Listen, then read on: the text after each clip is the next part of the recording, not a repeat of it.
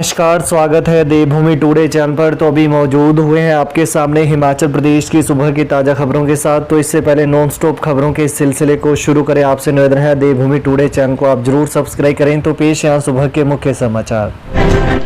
हिमाचल में 4 दिन भारी बारिश व अंधड़ का येलो अलर्ट।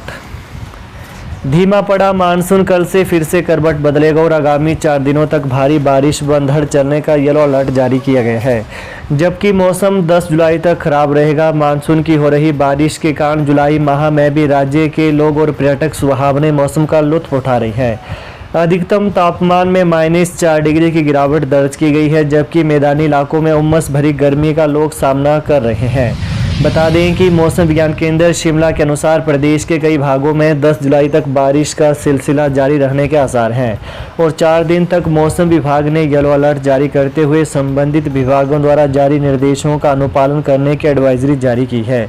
बता दें कि 5, 6, 7 व 8 जुलाई के लिए राज्य में भारी बारिश व अंधड़ चलने का येलो अलर्ट जारी किया गया है। सवारियां बैठाने के बाद गग्गल हवाई अड्डे से उड़ नहीं पाया स्पाइस जेट। हिमाचल प्रदेश के कांगड़ा स्थित गग्गल हवाई अड्डे में पिछले कल सुबह विमानन कंपनी स्पाइस जेट के विमान में दिल्ली जाने वाली सवारियां तो बिठा ली, लेकिन विमान रनवे से उड़ान ही नहीं भर पाया। इसके बाद सवारियों को नीचे उतारा और विमान में आई तकनीकी खराबी को ठीक किया गया। तब जाकर सवारियों को फिर विमान में बिठाया और निर्धारित समय से 1 घंटा बाद विमान दिल्ली के लिए उड़ सका। बता दें, जानकारी के अनुसार पिछले कल सुबह दिल्ली से सवारियां लेकर आया स्पाइस जेट का विमान गग्गल हवाई अड्डे पर सफलतापूर्वक उतरा। इसके बाद जब विमान सवारियां लेकर वापस दिल्ली के लिए उड़ान भरने के लिए रनवे पर दौड़ा तो वो तकनीकी खराबी के कारण उड़ान ही नहीं भर पाया। इसके चलते जहाज बीच रनवे में ही रुक गया। शांता कुमार बोले, केंद्रीय योजनाओं में हिमाचल को नहीं मिला उचित अधिकार। पूर्व मुख्यमंत्री शांता कुमार ने कहा कि यह खुशी का विषय है कि हिमाचल की नई सरकार केंद्र सरकार से अधिकार प्राप्त करने की कोशिश कर रही है। यह दुर्भाग्य का विषय है कि हिमाचल प्रदेश को केंद्र की योजनाओं में उचित अधिकार आज तक भी नहीं मिले हैं। इस विषय पर हम सब हिमाचल सरकार के साथ हैं। कहा कि 1977 में बतौर मुख्यमंत्री रहते इस विषय पर केंद्र सरकार से बातचीत की। पूरी तैयारी करने के बाद जब प्रधानमंत्री मोरारजी देसाई को अपनी बात कही तो वे सहमत हुए और पंजाब, हरियाणा और हिमाचल के मुख्यमंत्रियों को दिल्ली बुलाया। उन्होंने जोगिंद्रनगर शान परियोजना और हिमाचल का 7.19% अधिकार प्राप्त करने की बात कही। वहीं पूर्व मुख्यमंत्री ने आग्रह किया कि हिमाचल को तब तक अस्थायी रूप में बिजली का हिस्सा मिलना चाहिए। इस बात पर हरियाणा के मुख्यमंत्री देवीलाल ने विरोध किया, लेकिन प्रकाश सिंह बादल ने समर्थन और उसी समय वहीं पर ब्यास सतलुज परियोजना से हिमाचल प्रदेश को 15 मेगावाट बिजली मिलने का ऐतिहासिक फैसला हो गया। दोस्त का जन्मदिन मनाने गए डलहौजी के 2 युवक रणजीत सागर झील में डूबे। हिमाचल प्रदेश के चंबा जिले के डलहौजी के 2 युवक जम्मू कश्मीर के बसोहली के परीथू में रणजीत सागर बांध में नहाते हुए डूब गए। दोनों युवकों को खोजने का अभियान जारी है। बताया जा रहा है कि डलहौजी से 4 युवक अपने दोस्त का जन्मदिन मनाने के लिए बसोहली के परीथू गए थे।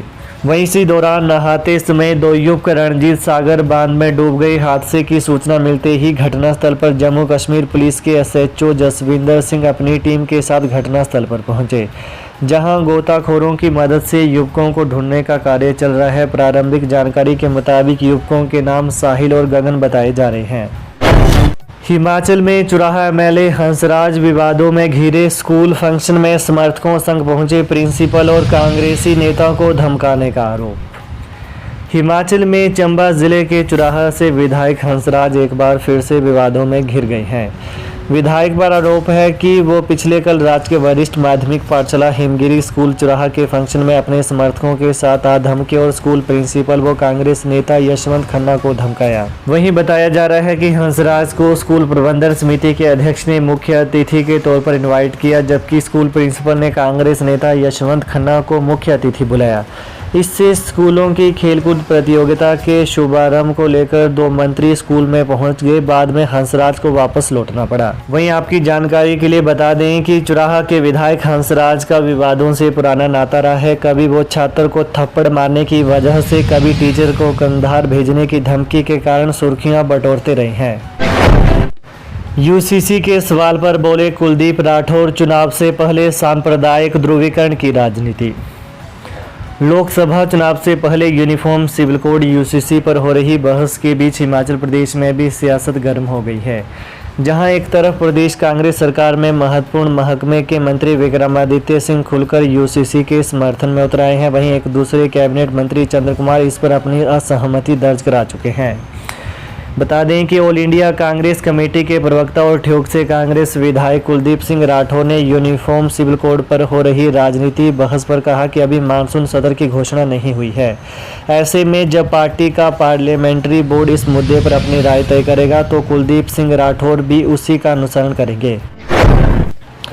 एसएफआई ने मांगों को लेकर एचपीयू में दिया धरना, एससीए चुनाव बहाल करने की उठाई मांग।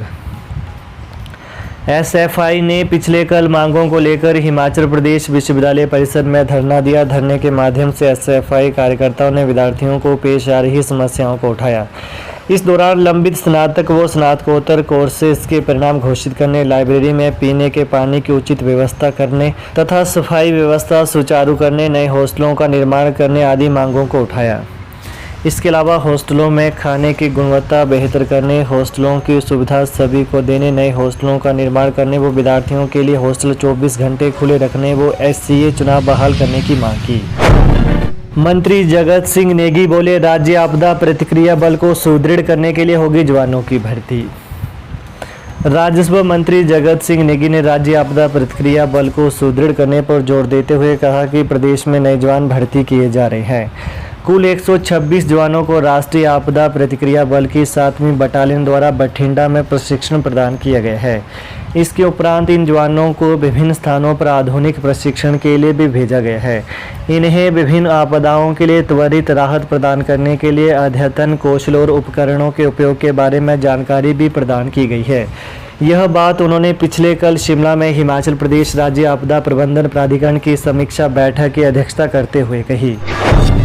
आउटसोर्स भर्तियां बंद करने की तैयारी, सरकारी क्षेत्र में नई भर्ती नीति के तहत भरे जाएंगे खाली पद। राज्य सरकार निकट भविष्य में आउटसोर्स पर भर्तियां बंद करने की तैयारी कर रही है। ऐसा निर्णय इसलिए लिया जा रहा है ताकि आउटसोर्स पर लगे युवाओं के शोषण को रोका जा सके। ऐसे में अब निकट भविष्य में ठेकेदारी प्रथा के माध्यम से होने वाली भर्तियों पर सरकार पूरी तरह से रोक लगाने पर विचार कर रही है।